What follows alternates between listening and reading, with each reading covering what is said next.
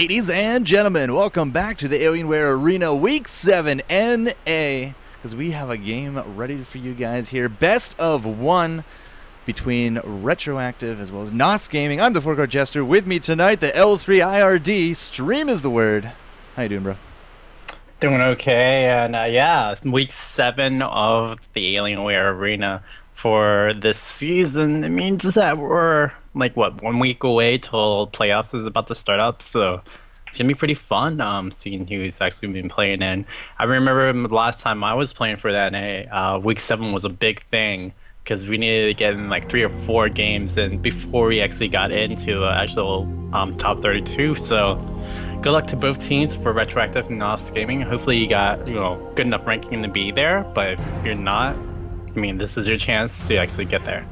And it's all about the points. These last 2 weeks are going to be pretty vital in just grabbing those last few measly points so you can get into that top 32. And then, of course, we will have the finals brought to you guys at a later date. So do follow all of our social medias, the Twitters, the Facebooks, and you will be up to date on when that will happen, where you can find it, when you can find it. And tickle me pink, we have ourselves a game, Mr. Bird. Replay? No replay? No Something replay like today. No trolling our poor EU cousins. Just. That was a little painful earlier, sir. So yes, unfortunately, no EU VOD this week.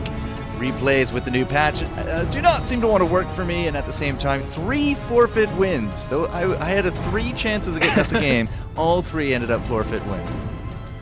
I mean, it happens. 3 forfeit wins. I mean, that usually, well, people are in the school season. I'm trying to make up excuses, but it's pretty hard to actually get these games on, especially during the whole season. I mean, a battleground / a weekly kind of thing. You have to get really prepared for it, and if you're not really all in on it, especially if you're like out of the top 32 or if you're like mathematically out of it, which you shouldn't be, but I mean, it's there. It's a possibility, and yeah, you probably don't want to play it out even more. Right now for Retroactive versus NOS, Lee Sin, Olaf, Azrael, Bandal, Kha'Zix, and Mumu Shen. Playing on the new patch, I've been hearing the death of Evelyn. I just saw like a yellow hell picture of Froden saying something about like, yeah, the League of Eve or something that's over. So I guess Evelyn's still, I mean, I don't know. We'll see. Yeah, a lot of new changes with that patch, including a very sexy looking Kale. I wonder if we're just going to get that because of the skin. But Lee Sin banned out. He did get tweaked out, a little bit less survivability in the jungle, a little bit less survivability in lane. They have removed armor from the safeguard, I believe. And at the same time, Ezreal had his attack speed reduced a little bit.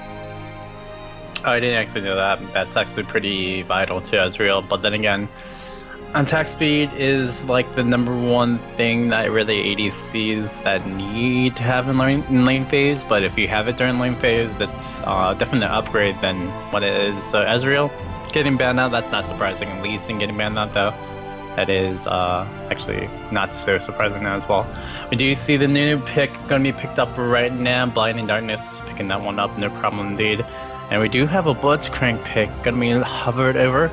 Blitzcrank again, the grabs, the God Hand, the hooks are going to be really, really powerful. So you definitely have to watch out for that right now. Court's going to be going to pick up over there. Looking at the other bands right quickly though, Mumu, Shen, Olaf, and Kha'Zix. Kha'Zix still a big problem. He hasn't gotten too nerfed at anything. He won't be nerfed until pretty much the next patch when the new rank system comes into play. But Kha'Zix alone can almost hit the same carry status that Katarina has. Like Katarina is a little bit easier to control. Kha'Zix not as much, especially with the whole buffs to 80 damage and all that stuff being a little bit less. It makes it really hard for yourself to penetrate and blah blah blah blah blah. So Kha'Zix, I formidably say that it's going to be a top ban for a little bit, at least in the solo queue wise. Excuse me for a second. And Mumu getting banned out, not surprisingly as well. From 2k below, pretty much, you want to get that Mumu ban in there because you have the Curse of that Mummy. You have the bandage shots, and you have so much more survivability and gankability with him between level 4 to about level 9. And then you have so much control after level 6, obviously with Curse of that Mummy. So there's going to be a problem with that. And then finally, Shen, global presence, blah blah blah blah blah. mean, we've always said it before. It's just definitely nothing to care about per se, because Staying United, Shadow Dash, such an OP ability within itself. We do see Maokai and Caitlyn going to be picked up on the flip side for Retroactive. We do have a Pantheon picked up by Court 50. I mean, Pantheon, team ranked, or in a fives competition, you can work it, and it can work really well for your team, especially because you have Blitzcrank. You want to play for the early game anyway, so you have the Aegis of Zionia kind of rocket in, get it down with the Blitzcrank grab, and then you have the double stun pretty much happening from there. If you can get that in onto a level 1 invade per se, that's really great, that's awesome. You'll see Pantheon rocket out. But if Pantheon doesn't get any kills within the first like 5 to 7 minutes, which I don't think usually happens no matter what, but yeah, if Pantheon doesn't get any kills in the beginning, it's kind of tough. And laning with Pantheon is just a hard thing in any way. Definitely, we're gonna have to see where that comes out to in a little bit. Caitlyn's gonna be locked in on the other hand for Retroactive, and College is hard is gonna be picking up that Ari as well. So overall, Jester, what do you think about the team picks so far for both teams? Man, Nunu Caitlyn, the thing to do for Season 3. It's just all we ever see. But I am confident with ourselves on the misfortune. Fortunately, I don't see that on Mumu, because the Mumu did get banned out. That would have been a great, nice, setup. You get the bullet time with a Black Cleaver across the Curse of the Sad Mummy, but this could work as well. We got the Shockwave, perhaps. So the only problem is I don't really see a champion for the Shockwave to kind of really ride on, like the football player, the ball carrier. But hey, it could work. It could definitely work. Other than that, Rumble. Haven't really seen too much for Rumble. I know MLG last night actually ran Rumble, I believe. Mid Rumble. Mid, yeah. Yeah. But but those guys are a bit more known for that Rumble. I'm trying to remember who was playing last night. There's One Trick Ponies versus Yeah, but they had a Rumble player. Unfortunately, the name is escaping me at this during point. that gaming. It wasn't paired. It wasn't new. That'd be popular. It was the other side. I forgot though. Oh my gosh! I totally forgot. I don't know who plays mid for one of the lower team. That's all right. They're not playing here tonight. But yeah, Rumble has been making some splashes here into Season 3. Maokai has remained a fairly strong pick as a transition jungle from Season 2 to Season 3 as well. We've been seeing a lot of good things out of some really amazing Maokai players like Dan Din. Yeah, Maokai is a great jungle pick. I mean, he's been solid since Season 2, Season 1 before as well. Once Odd1 started playing him, and then everyone else started playing him, because he's legitimately one of the safest junglers to pick off on.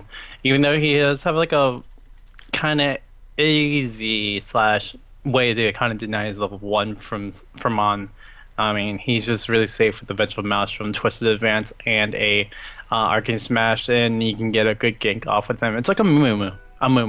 You work it in about level 3, level 4, get that gank in, and you should be able to get a kill, no problem. That's with Maokai, and that's kind of the way he is. The only thing with Maokai, though, you can actually clear the jungle a lot faster, and that's why you saw him played out a lot more than what Mumu was during Season 2 and now in Season 3 as well. Yeah, but overall, Maokai is a really good pick. Also to note that with the new patch, of course, the new jungle is also in effect. So we've taken some of the hit points from the lower creeps, put them into the bigger one. I think they made the bigger one a little worth a little more as well. I might have to go back and check that. But the idea was to help out more of those single target. So a thing like a Maokai, especially with all the various tools at his disposal, it should even go faster for him now. I'm kind of saying it's about to go back to Season 2 jungle with the damage output of Season 1 jungle. So, I mean, double golems are going to be a little bit easier per se, but I don't know if that's really going to happen. Unleashing system is a pretty big knockoff of everything, and we've all adjusted to it. Now we're getting used to it even more so for Season 3. So I think junglers in general are having a pretty good time with it. Yeah, the single targetness, that's a really good thing that they fixed up. But the thing is, yeah, we're probably going to have the same complaints where mids are going to have like 300, 400 for farm, because they're going to be just farming up the race and stuff like that. Just because, again, everything's a little bit weaker in the sense that, yeah, you get the more health hit points on one target, but then again, that's only one target. You can destroy the little 3 targets in like one little instance. So yeah, I don't know, I'm trade-off. looking at the actual patch notes, and yeah, base golds were increased on the big ones, and the smaller ones, like Lesser Wraith, has 150 hit points. That's Yeah. almost one skill now just to clear all of those. But at the same time, this should also now be a little bit harder, at least a little bit more time-consuming, to get those steals from the counter jungler. Yeah, definitely, and we're gonna be seeing, well, what will actually happen in jungle per se, but I don't think it's gonna be too much of a detriment for the whole counter jungling aspect, because you still have to take the time and still have to take the risk. I think it's more detriment that, yeah, AD carry will be able to get a little bit more gold per se, and AP carry will have to get a little bit more gold in that laning phase as well. So I know they were trying to stray away from this in Season 2, and they're kind of bringing it back in by lessening the health, but also, well, making the gold values just a little bit better.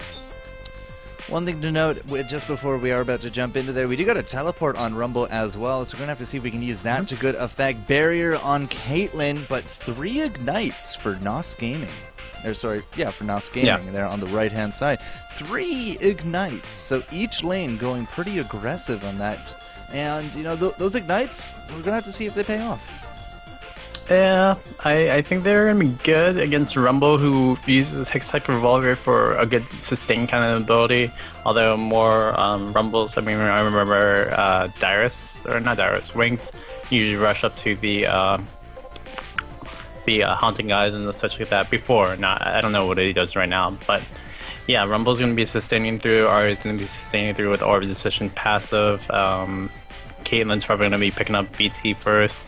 There's a lot of things that have to sustain, so Ignite will be very useful in those fights in the little early go, but definitely in the mid-game status where team fights, skirmishes are going to happen as well.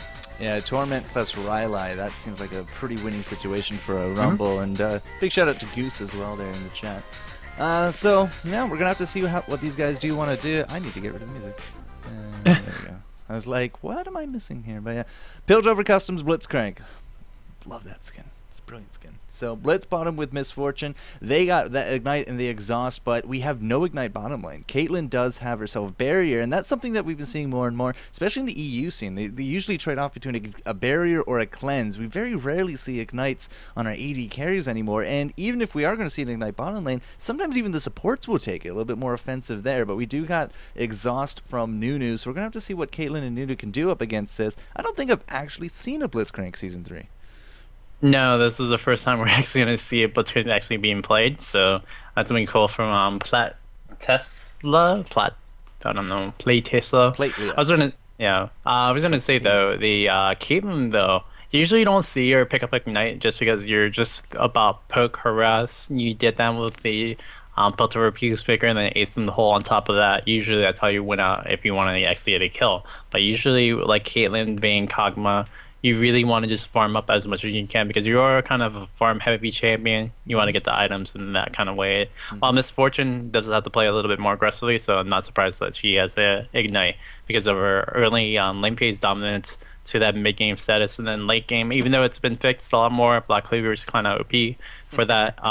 Yeah, Misfortune's still not as great as what Caitlyn could be in that late game status. I'm also looking at our elos, so to speak, for all that we got. Silvers, platinums, even a diamond in there. Boats and Hose, which is a terrible name now that I think about it. But yeah, we have anything all the way from silver, fairly sure those are golds, yeah, so anywhere from silver to diamond in this round. We're gonna have to see, of course, how the individual skill does factor into this. But top lane, Pantheon up against that Rumble, assuming that we're not gonna get crazy and throw Ahri top lane. It's kind of the battle that penetrates top lane. Yeah, but I feel like Rumble's gonna have a little bit more advantage in the 69, yeah, to that status. But the early game is definitely gonna go through Pantheon that we can trade really well because of the spear shot to the Zanya's hit. There's just way too much damage that comes out for that, and then if you do hit the critical strike onto Heartseeker's strike, it's just really detrimental in that early game. Just trade off. But Rumble should work out because you will be able to sustain out, or probably just scrap shield, get away from everything, and just run away. To Summoner's Rift. Okay, there we go. Our Mm-hmm. scoreboard now ready to go. First items on the board, of course, lots of potions, almost full support and a full support. The machete for our junglers. But once again, our top lane, I think we saw this earlier. When did we see this? Was this... Maybe this was yesterday when I was doing CSL. Take a quick look at Rumble. 9 potions, 2 wards. I've been seeing that actually cropping up more and more in our solo lanes. It's because of the whole big nerf to catch crystalline fast. I mean, that's like, what, 325 now? So that's ridiculously more expensive. And this invade is about to just happen. Chimeric, you're going to have to actually just flash away from that because he's just going to take a little bit too much poke from there. If he got pulled, that would have been an easy death, and I don't know why I played Leah. Didn't actually want to go right there. Yeah, but I was about to say, ward and 9 pots, very strong start, and especially for Rumble, just needs to stay in lane and sustain. That's ridiculously good for himself. Yeah, the mana-less champions, you know, they don't have to worry about that. The flask, of course, not useful for them, but isn't it interesting that 2 days ago we would have seen at least 5, if not 6 flasks on the board, and now here we are and not a single one purchased. It's because it's way too expensive. You can't really optimize the build for it. I would say supports maybe be able to do it, but supports really don't benefit from it as well. I'm not going to be surprised if middle lane you see about 9 pots and like 2 wards as well, because literally you don't need boots. Boots is not a big issue right now. I mean, yeah, you need mobility to kind of work it in later on, but like even the EU regionals, we saw what Nunu take boots at like 43 minutes because literally boots are just not a big notion. At least boots 1, boots 2, and such like that. I mean, you get the upgrades from that. That's great, but that's really the only thing that you really want from boots, unfortunately. So something that is going to be looked at probably for Riot later on is the boots notion and nerf onto it, and well, how move speed is actually being rocked in. And this is season 3 beginning. Yeah, it's amazing what one patch will do. So, Flasks, your time was cool, but Boats and Hose getting pretty low here in the bottom lane. We do have the Caitlyn Nunu just doing the work, the double up, the last little tick of damage, not enough to take anyone down, but lots of warnings going off here on the UIs. Everyone's going to be dropping a little low. Top lane as well. King Natel going to be getting the worst end of this trade. There's that Ignite, the flash going off, but he didn't get that auto tag. Will it be enough? The potion counters it. He drops to 7 hit points, but no kill top lane, and there's one of those new mini-map effects, as you can see him recalling. Yep, the blue recalls, blue pill is going to be able to use right there. Quirt, I mean, did it right. You just needed to trade off and actually do a lot of damage in that early go. Now he's going to have lane dominance for about another 2 or 3 levels. We'll see if Nakai's going to go jump up from there. Wards are going to be out over there for the team of NOSGaming. They're going to be able to see this, but they're going to be caught still. Banabroski's going to go right on plate, going to use that knock up to try to get away. Does get the flash. Mana Shield has not been buried out, and oh, the God Hand missing off right there. I don't know why Boats and Hose is right there. I think he should just kind of back away from that because it's about to be a 3v1, but then again, Chimeric and Blinding Darkness are very low. I'm actually a little surprised that we didn't flash forward, but I'm looking at his flash, and I guess he did use it. So he did use it to get forward. One more auto attack is all he really needed, but oh well, no kill going down. They're going to head on home. King Natel did use his teleport to come back to lane, and already not winning these trades. The stun, the Heartseeker, and the spear. Quirt 50 just going right onto town for King Natel. It's like how you face a Riven. If you have Riven, well, we're going to hold off on that because College is already going to hit the charm. Riff Rapid in super amount of trouble. Banabroski's going to get in there, get the Arcane Smash, and name that this could be First Blood. Flash in from Riff Raff, but here comes Vato, going to go support this Orianna. Orianna is probably going to get around with from this. Oh, but he just got hit by that charm. Is going to be enough? No, Riff Raff going to get away, and Vato Grande going to save the day by defending his Orianna. Is my music turned off again? I don't know. It is. What to say, Quirt, yeah, he's playing it just like how you would play a Riven over a top lane. If you have that early advantage, you just have to keep that pressure up. Although with Riven, you have no mana, so you don't really have to do anything about that. Cantillon's kind of mana dependent, unfortunately, and you have to just wait out for the Heartseeker strike to kind of rock on again. So if you can get that rocking onto Quirt, right onto King, and King's just gonna feel the damage. King needs to get away from those because, yeah, Heartseeker strikes Definitely under 50% of health, that's never a good time because you're gonna hit a crit emotes every time. Lots of wards going down top lane as well as bot. Ari actually heading back to town. She's going to be picking herself up a Dorn's Ring to go with those boots. Her own wards as well. And top lane, we got Vato up there. King Natel once again going toe-to-toe here with QWERTY50. But it does not look like it will be a kill. Now we're not quite 60. And just as I get down here, we get that first blood. Caitlyn dead in the water. I got to give that one to our pal Blitzcrank. But top lane, Quirts is going to drop as King Natel is going to be going down to Vato Grande. And just like that, all of a sudden, 3 kills on the board. Great job for all the team members of Retroactive getting the 1 over in top lane. That's pretty big right over there, but the bottom lane now going to go keep on being aggressive. Boats and Nose has Blind and Darkness pretty much just dead in the water. Plate just needs to do one more good pull. Nope, he's not going to get into it. Really quickly, yeah, the Pantheon getting killed over top lane was a really good kill right over there. I mean, it was unfortunate Vato Grande couldn't actually catch up over there to help out Pantheon, but it looks like Pantheon level 6 is going to try to make a play. He does have his Grand Skyfall going to be active, either middle or bottom. Could have gone mid right now, but then in the end, it wouldn't really have mattered because Ari's playing really passively right now. Did you just quote Linkin Park? I don't know. In the end, it doesn't even matter. Did I say that? Yeah. That's tough. That's very tough. That's great. Love Linkin Park. Either way, yeah, he's going to be heading top, so we're not going to have a Grand Skyfall bottom. Of course, it is not a global skill anymore, but we also got our 6 now in King Nut Town. That could be, the quote, the equalizer in the fights, no pun intended.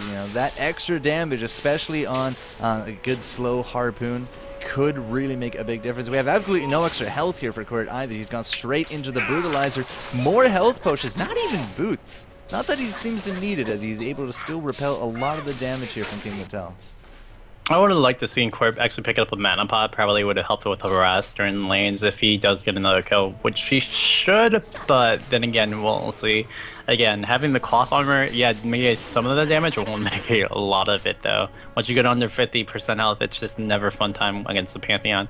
Do you see Maokai coming up, rotating the top lane, but we do see Quirp pretty much pushed up into the lane, so I don't know if that's going to actually happen, and Maokai's just going to go right back to mid lane. I love the new Riffraff, I think you're dead, bro, but I love the new animation that's going to be happening for Ari just picking up this kill. No problem, indeed. And it's actually going to go to Band of Broskies, and is it me or did they put that kill message way high now? I don't know. Maybe it's like right next to the screen now, or next to the overlay now. Yeah. Oh. I don't know. Come on. Either way, 2-2. Neither team really given too much a quarter here, but it is going to be red up a little bit in terms of the gold. Nice exhaust coming out here from Blinding Darkness. Will that be enough for the Band of Broskies to get in? Oh, yes, it will. There goes the Twisted Advance, Arcane Smash, and the kill there for Chimeric. And hey, just for good measure, let's try to get a kill here on top of Plate, but it will be the tower taking down our poor Mr. Maokai. The flash forward to avoid the Foxfire and the Spirit Rush. Plate, however, is going to drop one more tick there from Plate, and that's going to be a kill. Execution on top of our Caitlyn. Oh my goodness, what did we just see? Minions being pretty OP. Purple caster minions, you never want to get rid of them. And yeah, Vato tried to do unfortunate flash in. Not probably the best of ideas. Blitzcrank making a really good play right over there. Plate almost got another kill off of that. Did pick up on into Maokai, but overall just really smart and solid play. Although using the flash for another try and another kill, probably not the best of ideas, but hey, you did deny Caitlyn some XP right there. And it's really needed because, well, Caitlyn's at level 5 right now. Was at level 4 from that engage, but he's about to hit level 7. Not a really good feel for the bottom lane, but we'll see in a little bit if it's actually going to be a detriment or if Caitlyn's going to actually come back into us. This is a really scary bottom lane wave. Look at that tower damage, bringing it down to something a little above half. Oh, and the damage just keeps on going. Now, we also have those new targeting mechanisms here for the towers, so you can actually predict where it will now shoot. This is, the only game I've actually played where they've put so much effort into their towers, but, it's a big thing here in League of Legends. Big thing. 4-3 right now. No towers down, but we're still up about 1,000 gold. NOSGaming bringing the pain up against Retroactive. Now, top lane, I'm waiting for a Skyfall gank mid. Like, it has to happen soon. I was like really shocked that the bottom lane for NOSGaming were there. They were actually gonna get ganked pretty hard, but the ward was at River, but they didn't really respond till really late. So I guess that's a good thing because Orianna now is gonna be able to push up even more. 80 to 68 on the CS score, although Ari does have the kill advantage, so that's gonna be a little bit harder. But I mean, Orianna is just gonna keep it going for herself right over here. Looking at the CS score, biggest difference, 72 to 42 at bottom lane. That's very tough. Like Caitlyn versus MF having a 30 CS lead, never fun as the times. Yeah, 2 kills on top of that, and there goes Nunu. Chimeric about to drop as well. Come on, Plate, get the kill! Nope, he's gonna try, but unfortunately not. Just outside that tower range, not gonna be able to grab that, but a nice double up from Boats and Hoes, going to be able to take down Caitlyn. So we did trade that one off. Bandabroski's still here. Unfortunately, not going to be able to get that creep kill, but Boats and Hoes, you know, the diamond player of NOSGaming, really bringing that pain. As you said, 30 creep difference, has 3 kills to the 3 deaths of Caitlyn, which means that, yeah, it is not going to be fun times for Miss Caitlyn. About 1.5k up already. That's pretty good for Boats and Hoes over the Chimeric of Caitlyn right now. Yeah, looking at the other scores, 60-62 on the top lane. Not surprising because they did trade off right over there at the end. 50 to 39 in the jungle. Cho'Gath providing a little bit more jungling, but the pressure is still going to be more on Maokai because Maokai has been ganking pretty hard. Although colleges are going to get knocked in, Shockwave down, but the flash out should be able to save it. And Vado could be in danger right now. Although charm was not enough to lure them into tower range. Yeah, it's a level 1 charm. The taunt doesn't last forever as it needs to. Of course, I don't really know an NRA that actually prioritizes taunt over anything else, but hey. Of course. Yeah, so yeah, no kill there, but a good gank. 5-5 still up, but this bottom lane already with that Bloodthirster at the 12 minute mark. Boats and Hoes is going to have to try his best, as we do got the absolute zero going off. Blinding Darkness does have that ignite ticking down on top of him. Boats and Hoes is not going to get out of this one, we do get a shutdown spree. Plate, however, still taking damage here from Chimeric as we are tanking the tower. Band of Broskis does go down to the tower, however, so just a little bit too much tanked, and even then in that trade, they were able to shut down Boats and Hoes, but it was a 2-for-1. Yeah, I don't know if that trade was actually the best because, of course, Boats and Hoes an assist from that. Chimeric, if he waited just one more second, probably didn't have to have that mana shield on. Thought that was just going to go provide pressure over this bottom lane just because, yeah, he arrived a little too late. Riffraff taking a little bit of damage over here. College is already going to go Spirit Rush, but I don't think he's actually going to try to go for the kill under tower over there. And yeah, we're going to see Orianna just back away. I'm a little surprised that we haven't really seen a teleport come into the play here from King Natal. I mean, if you do take a teleport, yeah, he could have really made a lot of difference in some of these bottom lane team fights with that equalizer coming in, as well as the flamethrower, just that big AoE damage on top of things. Because we've burnt out flashes, we've burnt out all the ignites down here. And Boats and Hoes has actually come back. His flash is actually up. So is the bullet time, which means if we get a nice grab here from Plate, and you can see Plate kind of playing footsies bottom lane, it could really wreck some havoc. Do you have Court kind of prepared up? I think the teleport is more responsive. Court goes in and Grand Skies fall somewhere, then Rumble will just respond in as well. But yeah, I do agree. Yeah, I don't know why he's not responding. Just go ahead and use that teleport aggressively instead of just defensively. Especially, well, the first one he used was actually just go back to top lane. Should be using some to make some plays. I mean, you only get noticed by making the big plays, right? That's pretty much how it goes. Now we do got double pink ward in that bush. That's very interesting from Retroactive. It must be a Scar ward placement. It must be. But yeah, 7-6. Double pink ward. Double pink ward, yeah. That's pretty good. Yeah, it is fun times. I'm noticing top lane though, we do have a Hex Drinker here on Quart 50, and now that Hex Drinker up against King Natal, there's that equalizer, but didn't quite place it correctly, and the ignite is going to be able to grab the kill on top of King Natal. No teleport going to be saving him out there, but that's going to be putting a kill on the board now for Pantheon, who once again, you know, that Hex Drinker really coming into play. Yep, saving them up from the mana, so I mean the magic damage coming out from there, and just really good stuff off of that. Riffraff going to be turned upon, getting some damage on his Kalash is hard, and Kalash is hard going to go Spirit Rush in. Shockwave going to miss offline, and here we go. Grand Skyfall going down, and it is going to be Bandabroski. He's probably going to be turned around from there. While Kalash hard is going to take a lot of damage. He's going to get picked off from another Q.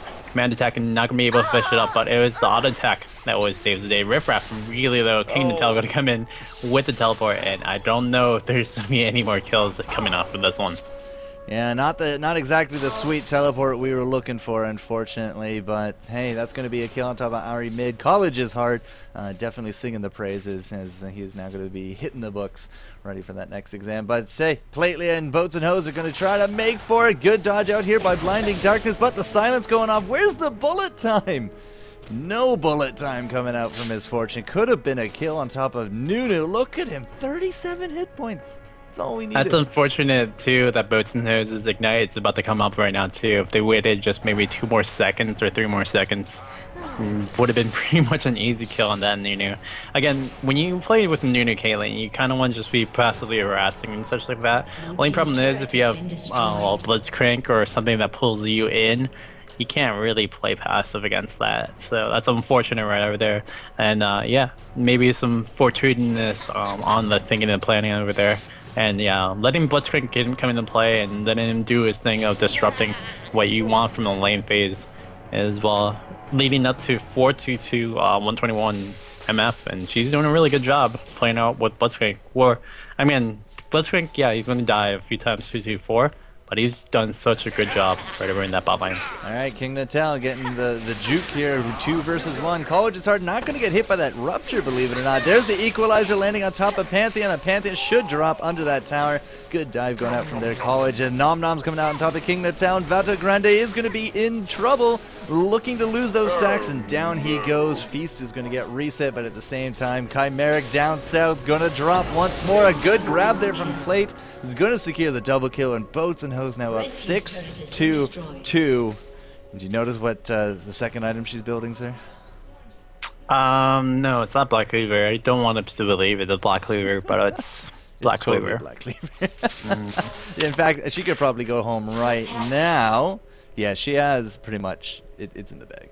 I think it's 1180 for the recipe. Yeah, 1180 from there. It's a 3k gold item again, so Bloodthirster, you buy that, and then you buy that with Black Cleaver. And so she could sell the potions and grab it. Yeah, if she wanted to. And she could have actually just stayed in lane, actually probably picked up 1 or 2 more mini potions. And yeah, she's going to grab it. Black Cleaver, League of Black Cleaver, guys. Still in effect. Yeah, we say it's nerfed.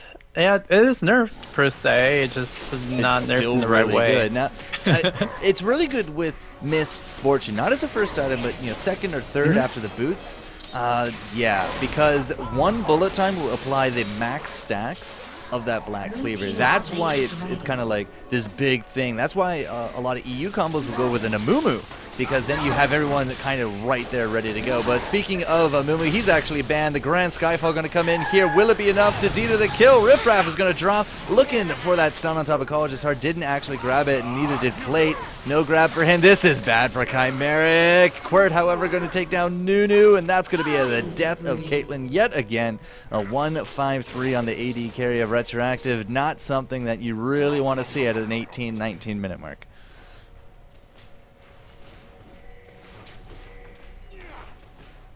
And I killed Bird. Turret has been destroyed. Did I actually kill Bird? I did kill Bird. I killed 2 birds with 1 cast. No, maybe not. Okay, that didn't quite work. But either way, 13-9, 4,000 gold is going to be the lead. Hardly a huge, insurmountable gold lead for us to deal with. But at this point, 19.5 minutes in, we have pushed down the top tower. It was the first tower down for Retroactive, but still mid and bottom. This bottom lane just looking seemingly unstoppable as we have a 173 count on top of Oriana for her CS with a kill, and then 7 kills, 150 on top of that for Misfortune. Bloodthirster, Black Cleaver, bullet time leaves you with no armor pretty much. It's just nuts. I think I heard a bird. Yeah, I think you did hear a bird, and yeah, unfortunately I heard a vibration coming in from the speakers, like, oh, what? Oh, that's my phone. I can't find it, so unfortunately from that point. Really quickly though, for NOSGaming, their engagements are not going as solidly as they plan. I think they just need to really group up, if anything. and they can be able to push in for a bigger win.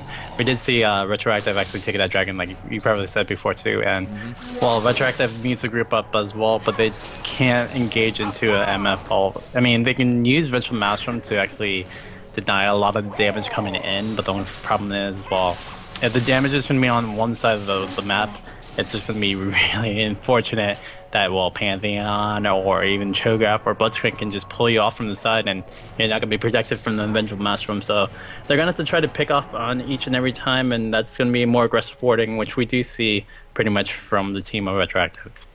And you can see Chimeric and Blinding here in the bottom lane. They're kind of split pushing against this aggression mid that Retroactive is going for. But the problem is that they're leaving Pantheon up top just to kind of free farm. So he's actually catching up now in terms of creeps. And he feels fairly safe up there because we do got the two-man, and we noticed that Maokai was actually wandering around. But there's the bullet time going out and already just bringing them down to pretty much half health. Clears out the creep wave as well. And then he finds Brand of Broski's. So yeah, it's a lot of peel. You know, this bottom lane has so much focus of Retroactive, but they might start slipping on the other lanes.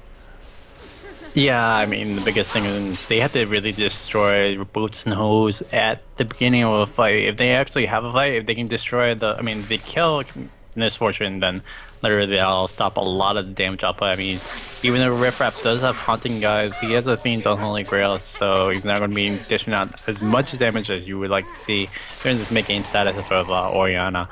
And so that's where the key of College's heart is going to come in play. He's been doing really good in the mid lane. I mean, yeah, he doesn't have the CS score as much, but he has the kills and then the damage output to kind of push up as more. So if College's heart can do all that, harass the Riffraff and take him out of the fight, and then go up and on the side, get that charm onto Boots and Hose during the ball time, it's going to be pretty much GG for NOSGaming. So Retroactive can win this one out. Only thing is, they're going to have a lot of things have to go their way to actually push this one for the win. Took a quick look at the gold, and the difference between Caitlyn and Misfortune is something in order of 3,000 gold. That's pretty much the entire Black Cleaver right there. Mid, a little bit even, well, at least even-er, as we still have Ari down about 1,000 on top of that. But top lane actually was Rumble, I think. Just slightly ahead, a few hundred ahead, but that's probably now evened up because of so much farm top lane for this Pantheon. Now the tower to boot as well. Look at the combination of just the armor reductions, that absolute zero, not hitting anybody. Blinding Zero just eats too much damage, forcing out the flash as well. And now that we know that Nunu's up here, this might not be the best of ideas for Chimeric to be a lone bottom lane. But we do see a gank probably going to be happening in College's Heart, waiting for the damage output right over there. Caitlyn, yeah, is pushing down our bottom. Then Maokai was going to go respond to that, but they don't know where Maokai is. So I don't think NOSGaming is going to push really hard over in this top line. They're just going to probably push it down to the second turret and try to back away, but then again, they know Blinding Darkness is around, and Platea, well, he's trying to go for that little kill right there. College Star is going to deny that right there. But yeah, top second turret's going to be aggressed upon. Don't think it's going to get down, but it took a lot of chunks right there, and unfortunately, yeah, I don't know, Retroactive can't really defend right now because they're trying to deal with 3 or 4 things at the same time. They probably should just take care of one and just go for it. Well, here comes the cavalry. Band of Broski is going to flash in, looking for the kill on top of Boats and Hose, but damn, does he ever get chunked. Didn't even see a Vengeful Maelstrom coming out of that, but mission accomplished. Down goes the bottom lane, as well as that Pantheon, so maybe a little bit too much hubris top. And this is going to be great music to Chimeric's ears, because now he's basically all alone bottom lane. He has the go-ahead. I mean, he has the traps down as well, and they do know that Orianna is still mid. So a good tower to them, a lot of kills, and just like that, Retroactive kind of crawling back into this game. It was a big take for King Nutella hit that equalizer, hit it so strong into there. Got 2 people out of it pretty much, and then yeah, Boats and Nose was the main focus, and you took down the main focus, means they don't have any damage. On top of that, Orianna didn't really respond there, so it's unfortunate. But yeah, that was a great take for Retroactive. They can do a little bit more of this. They're going to take these 3 for 1s or 3 for 0s. It's not going to go to the way of NOSGaming, and NOSGaming has to kind of tighten up their game so they can win this one out, because yeah, they have a big lead right now, 3k gold, 2 kills up, but they have to make sure they can secure this one, or they're going to be taken away from it. That could have been a kill there on top of the Christmas tree as Bandabrowski's very narrowly avoided death. But that's okay because we have noticed Riffraff all by his lonesome. Vengeful Maelstrom will go off, forcing out the flash, but that means that Dragon is now getting attempted on here by the NOSGaming. It is going to be dropping pretty low. But you got a Cho'Gath in there as well. Equalizer going to go out. Not exactly the best. There's the bullet time as well. Twisted Advance getting in just to stop that up, but kills and kills and kills. Boats and Hose. 2 versus 1. I heard a nom nom going off, so he will drop, but it will be a lot of kills here for NOSGaming as they're going to be trying to clean up here the King Natal. That will turn it into a 4-for-2 exchange. Dragon is down as well for NOSGaming, so they really came ahead in that fight. Yeah, unfortunately, NOSGaming's misfortune took about 3v1 and stayed in that 3v1 forever in a day. Even though exhausted down, it didn't matter. She was still doing way too much damage, and she pretty much took down the team literally on her lonesome. I mean, yeah, Court did help out, and Riffraff did provide a lot of damage output. Didn't really protect Misfortune too much per se. Didn't give him the shield and actually add up on that. But yeah, that was with a kind of interesting engage in, and yet, yeah, NOSGaming just takes it away. So that's just kind of the detriment of the team of Retroactive. Yeah, they have probably a bit better on team fighting on the team, but the only problem is they're so down in items that, well, NOSGaming could just be like Bacon America. They could not break and, you know, can be bailed out so many more times right now. Although the gold score is, what, 7k up? It was 3k up before. Now with 7k, it's getting more so that, yeah, if they do lose out on engagement for NOSGaming, they can still come back from this one. Yeah, it kind of ballooned after that last fight. Not only did they get a tower, they got the dragon, and they got the better of the kills in terms of the fights. So, yes, a lot of global gold being awarded right there to NOSGaming. That did put them ahead up to 7k now. And at the same time, I think we need a new indicator for these kind of global or big range ults, because we actually had Pantheon man drop on top of Caitlyn. Wasn't able to actually get the kill by the end of it, but still a lot of damage going down on top of her. Still reminding her that she is extremely frail. We have a static Shiv on top of Boats and Hose. I was fully expecting a Phantom Dancer. That's not a surprise because Boats and Hose is going to be pushing it. I mean, yeah, NOSGaming could not break right now, especially with 7k up. But the thing is, they want to make sure that they get these towers down pretty fast. So, again, Static Shift is a really good item. It's a replacement for Ionic Spark. And the way that you do push really hard with it, I mean, that Static Shock that you come off of that, it's really great. That comes into play when you're farming up creeps or if you're pushing in the lane. So Boats and Hose knows that, then he's going to be rocking it in, and he's going to try to help the team push out for this turret. Lots of zone provided in by NOSGaming. Thought they were getting a great rupture, and yeah, second mid turret going to be taken down, and NOSGaming going to be pushing even harder onto the inhibitor mid turret. Yeah, Retroactive just kind of stuck on the defensive. There's some good flat coming down here on top of Quirt. We are going to get the Twisted Advance on top of that, but Blinding Darkness just gets absolutely grabbed and deleted as another kill comes out here for Misfortune. 8, 4, and 9 with the 3 items at the 30-minute mark. She is pretty monstrous. Red and blue to boot, so she's going to have that ticking down, and just look at her chunk away at these towers. It is looking pretty dire for Retroactive. Unfortunately, NOSGaming getting a really good one from there.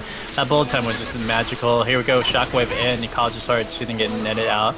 And Plate probably should just back away because that is really low, but Plate's gonna go try to stay in there, try to protect the team, and everybody from NOSGaming should be able to get away. Yes, they will, and great job by NOSGaming just sticking together right over there. Overall, yes, we've been talking about the Misfortune, but that was a great pull-in, knock-up, and everything from Riffraff and Battleground in the beginning of that fight to secure that middle inhibitor. Right now, I gotta say, 20-14 and almost hitting a 10,000 gold lead. NOSGaming's looking pretty good for their points here in week 7. A lot better than a forfeit win, I must say, Mr. Bird. I mean, yeah, you get a little bit more points when you do win an actual matchup, but I mean, those forfeit wins, they do carry a little bit of significance, although not to us, because as shoutcasters, we don't get to really cast a forfeit win, because, well, that'd be, I guess, 20 minutes of waiting? I don't know. Waiting.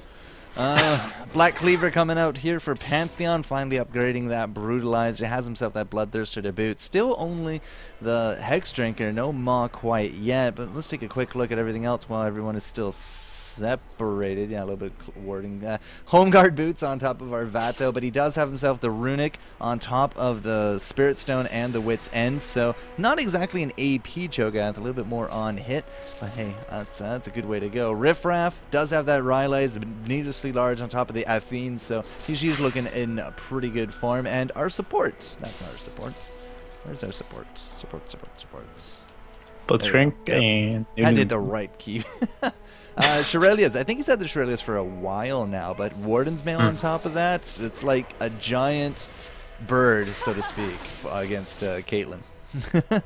So are we going to lose 2 birds again? Maybe.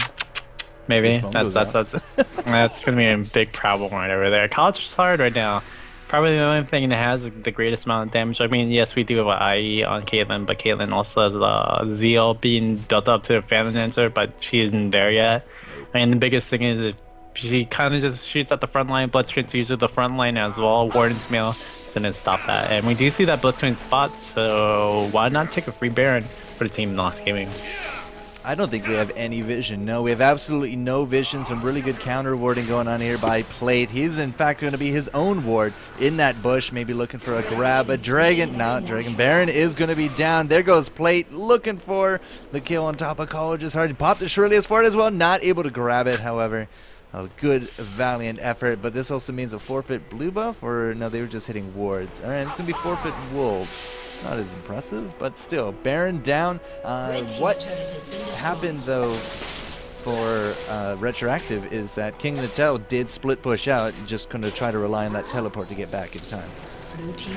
That or just going to recall right back, but no, he's going to try to push up, but the unfortunate thing is pull going down, and well, 2 people that usually just go in. Banderbroski's going to be taken out as well. Now there's only 2 people left from Wongerson. I have to use that teleport to actually go back, or his teleport is actually denied, so he has to use his blue pill to go back, or he's gonna try to rotate all the way down to mid lane and try to get the kill onto the team of NOSGaming.